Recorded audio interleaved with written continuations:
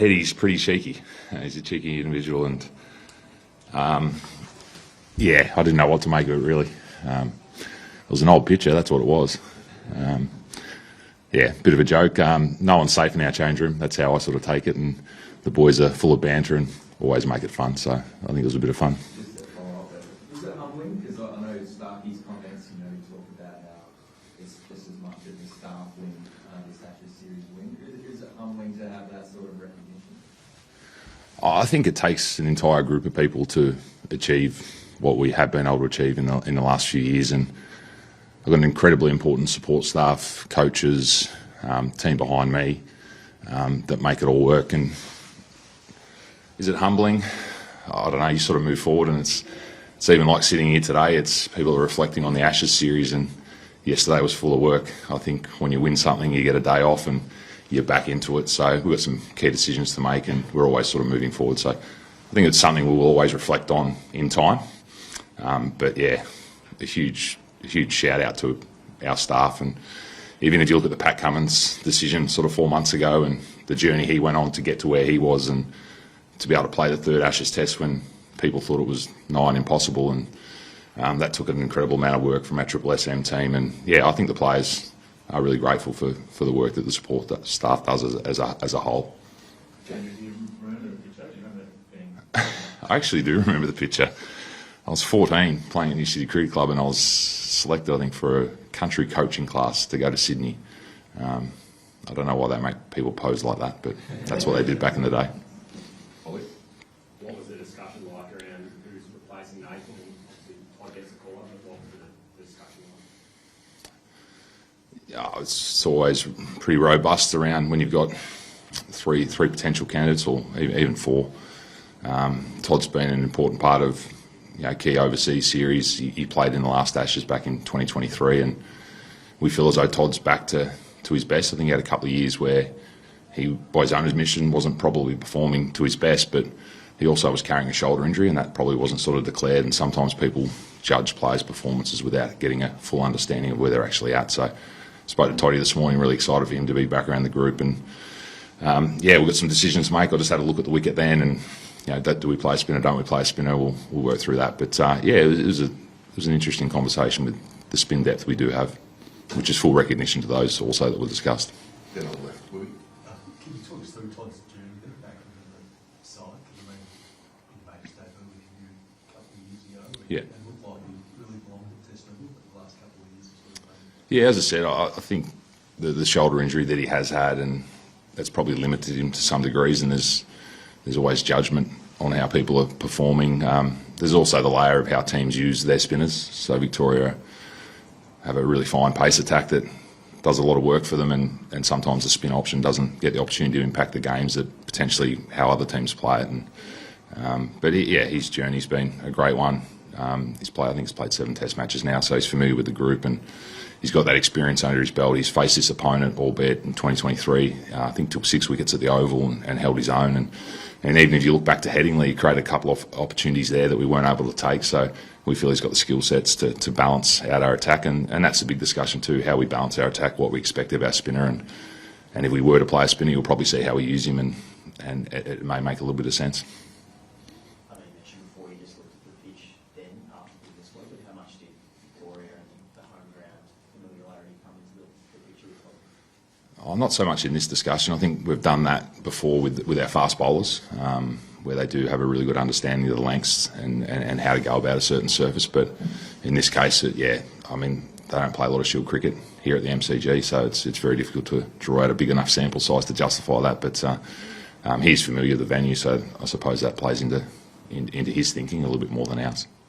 Andrew, have you spoken to Nathan? How is he after this? It's his second sort of big injury in a couple of years, having not had one for 100 tests in a row. I mean, he's going to go in for surgery. Do you have a rough idea of the timelines, or just how is he in himself? He's pretty shattered. Anytime you're facing a long time out, and we saw that on the back of the Lord's Test match as well, and he's a huge part of what we do. As we saw that game got a little bit tighter, and potentially with the resources we had, it could have went another way. We had Nathan fully fit at the back end of that game, and it might have been a little more comfortable than than what it ended up being. Incredibly important. I have spoken to him. He's had surgery this morning, so he'll stay in overnight, and then we'll see him tomorrow. He'll be back around the team hotel tomorrow, and he'll be with us, and he'll be present around the test match. And as I said, an important part, and it'd be good to have him around. And he's facing a long recovery. Time frames, I'll leave that up to the medical team, but all I know is it'll be pretty longish. Steve Smith, could you kind of run us back to Adelaide and how that decision worked out for you guys, and then how's it going now, and does his return, or if he's okay, does his return shift some decisions on your batting order? His return will shift some decisions with that batting order, so I can answer that one. He's fine. I think it's pretty familiar what he suffered to him, and I think it just depends on when it actually hits you in terms of how you feel and the balance and all of that stuff that goes on. I don't want to get into the medical side of it, but he wasn't right to go for that first test match. We gave him, that first test match in Adelaide. We gave him every opportunity to get up for that. Didn't quite make it. So the conversation was more about how he was feeling, whether he felt he was capable, because you don't really understand or know what they're experiencing at that point in time. So, we helped him make that call, but ultimately, he said he wasn't ready to go and was stepped up at late notice. And, we had the conversation with him. He was out 3 days before, and another sliding doors moment there, and he was able to nail that too. So it's really, I think one of the great strengths of this group is the adaptability. We talk about batting orders, we talk about being flexible there, and we've had a lot of moving parts, a lot of decisions daily, and I reckon that's just a great representation of the strength of this group, and they're able to move forward and focus on what they've got, not what they haven't got. And we didn't have Paddy for the first couple as well, and it was quite seamless in that. So I really love that about this group. So is the batting, was he considered for a different spot, and regarding that, is Alex Carey a lock in at number 6, given how well he's gone? It's gone well, hasn't he? It's gone real well. We said openly at the start of the series that every test match will be picking separate from the previous one. So everyone in that squad is on the table, and we'll work out how to stack them and where they fit, where we position them. I still like that opening combination of Weatherald and Head. I think that's got a nice little dynamic to it, and whether Woods breaks that up, whether he goes into the middle, and then how we sort of shuffle what we've got. But Alex Carey at 6, I like what he's doing there, so my assumption is, and I'll have a little bit of a say in that he'll stay at 6. Now, as Pat pulled up 2 days later, is Sydney a possibility, and also the World Cup? He's pulled up fine. He won't play any part in the rest of the series. So, and that was a discussion that we had a long time out around his return. We were taking on some risk, and people that reported on that would understand the risk associated with that rebuild. We've now won the series, and that was the goal. To position him for further risk and jeopardise him long term is not something that we want to do, and Pat's really comfortable with that. And if he had any setback in the building as well, we would have shut him down straight away. Everything went really smoothly, and full credit to him, the medical team, and to navigate through that risk profile to get him back and take 6 wickets in that game and nail the Ashes series was incredibly pleasing for everyone associated with that. The World Cup? World Cup, so that'll be an assessment. I'm assuming, this is an assumption, I'm assuming he'll have a check-in scan at some point and gather more information around where his back is at, and look forward to it. Looking forward to the World Cup, whether he'll be there or not. I can't really say. It's quite great at the moment. We're hopeful. How do you balance, or how did you balance as well, the freedom allowing the guys to celebrate with the Ashes series and also finding position focus in the short term? George made a joke before the start of the series when he was asked about Mitchell Marsh saying you might need a breathalyzer to come into camp. Is there any concern for him? There's always concern for Head. There's always concern. No, they've earned that. They're responsible adults. They know what they've got coming up. They know there's a game at the MCG, World Test Championships, points on the line, and that's something that drives this group. It's a huge motivator, and the ability to win more Test matches for Australia. So they always strike that balance. There's no instructions from me around that. As I said, they're all adults. They know how they need to get ready for a Test match, and they'll be ready to go come Boxing Day morning. I don't think there'll be any hangover. Maybe yesterday there was a hangover, and maybe today, I'm not sure. But Andrew, we all get excited seeing Joel Richardson's name. Yeah. What does he have to do the next couple of days to give himself a chance of playing? Can you just speak to his journey back after his series for Joel? yeah, another really good decision from the medical team. His shoulder kept sort of falling out. It was really unstable, and he was contracted, made a decision to have that surgery with a view to coming back midway through the Ashes. We do have a bowling attack that has a high age profile, so we always need backups, and he's incredibly skillful. And that decision back then, we're seeing some reward for that. It looks as though he's come back better. He's really comfortable where his shoulder's at. He could have easily sort of played through, and that shoulder might have come in and out. But to intervene back then and to see him put in all the work, the medical team around that, he doesn't have to do anything when he's here. It's more just around he's on the selection table, and we'll make a decision around a balanced attack. And it's a really great story. And those that saw him last week, I think he's ready to go if he was to be selected. So really well done to him and the medical team. A couple this side, a couple that side, and we'll finish up. Jack. Andrew, just like in the squads that you can't get through the test match, just sort of the rationale of bringing back through those CA matches and Oz 18 as opposed to the Shield cricket. Yeah, it was more just the timeframes and when it lined up. And also there were some restrictions within those games, and yeah, we took it on ourselves. We had those games available for us, the Australia A game, the CA 11 game, and they were nice sort of building blocks at the right time. So we took him through those games as opposed to Shield cricket. Could we have taken him through Shield cricket? Yeah, potentially. But we felt with the nature of the unknown, he was restricted. We felt like that was the best environment and more of a controllable for us as well. If something was to go amiss early in a game, we'd be then able to pull him out, potentially having control of that. But yeah, there's no right or wrong way, no right path. But yeah, we had to get his loads up. We took him out of a BBL game last week, which is always controversial for other people. But for us, it was about building his loads and to get ready for this opportunity, whether it be Melbourne or Sydney. So it's worked out well for us. There's a lot of introspection, obviously, around England, losing the Ashes. What are you learning from their campaign? There's been a lot of things they've done maybe a bit differently, tried to sort of change. What are you taking from what they've done or haven't done in this sort of the future reference? Not a lot, to be honest. We really focus on ourselves. We have been a little bit surprised at times the way that we had seen them play to what they've delivered at certain times has surprised us. But you plan for everything against an opponent. You plan for them to play the high tempo, the low tempo. We had all our fields that we knew that could potentially combat and take certain areas of the ground away from them. So I don't think we've learned a lot. We put a lot of time into how they play leading in. So yeah, not a lot. I think it's hard to know what they're talking about in their change room, what they're planning and how they're attacking us. We can hypothesise around that, but that's their problem, not ours.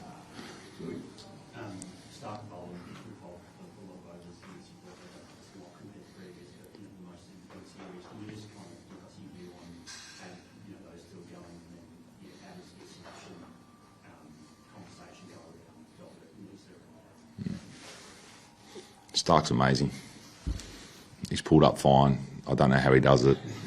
I walked into the physio room the other day and sort of just went through the body count and how we're going and all Jane. I won't use exactly what he said, but he just said he's a freak.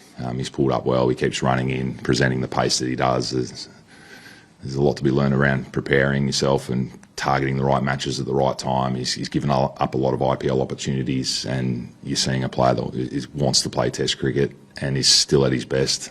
And it's an incredible story, and long may let's hope it continues for a long time yet. But he's a freak.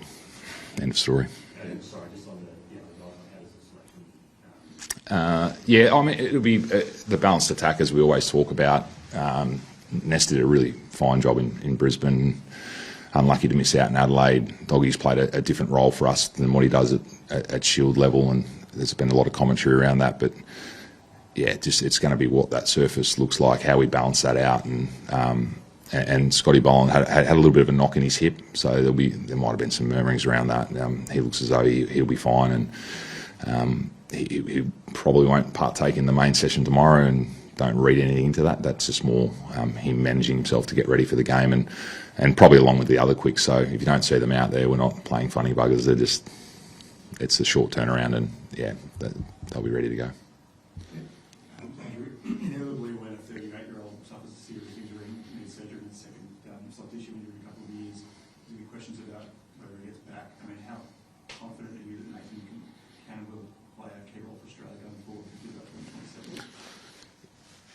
Yeah, I don't know. After the surgery, I think we'll get more information as to what they've done, and the scan will tell us one thing, but I'd imagine the surgeon will give us a report, and then they'll give us a rough length of time, and it's going to take a lot of hard work. That type of injury, it's going to be a hard period for him to obviously get back to where he was, and but he still wants to do it, and that's the main thing. India's on the horizon. He'll be a key part of that. We've got New Zealand before that, and we've got South Africa before that. So I think in Adelaide it was probably the best I'd seen him bowl for a little while in terms of the shape and the energy he had on the ball. So yeah, get through this rehab and then look forward to what it looks like. Just very quickly, you touched on there were 3 or 4 candidates. Was that Gordon, Charlie McDonald and introspection? I'm not going to talk about selection openly like that. So you can write what you need to write, and you might be a pretty good guess there, but. You talked about maybe having a sore head over the past couple of days. I'm sure you'll know England have taken some criticism for their off-field activities. As a leader, how do you manage that relationship between, I don't know, a player wanting to have a drink or not? And sometimes is it as simple as if you're winning, it's fine, and if you're losing, it's not great?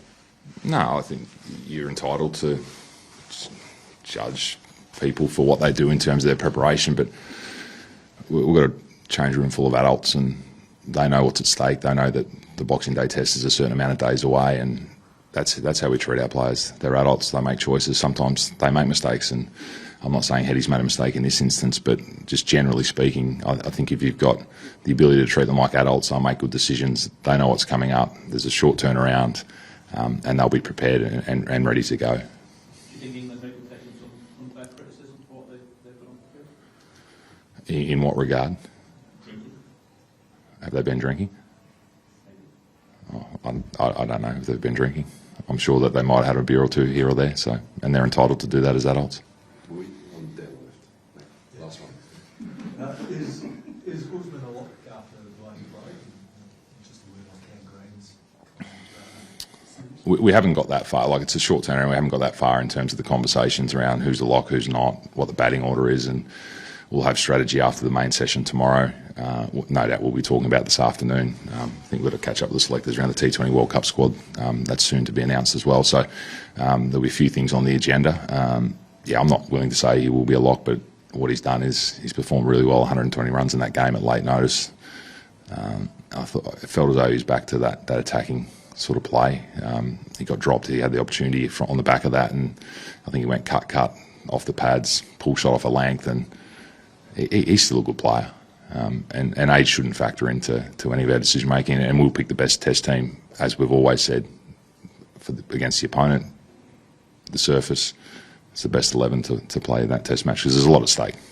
How do you say Cam Green's performance? Yeah, he hasn't got the runs that he would like. I think he's bowled some important spells for us. He's catching in the gully and shot stopping ability there. The returns haven't been there, but we've also seen what capabilities and the upside that he has, and he's an important part of what we're setting out to achieve in the short term and the long term, and he's a very good cricketer, and I'm sure that his next opportunity he'll be able to show that whenever that may be. Thanks everyone.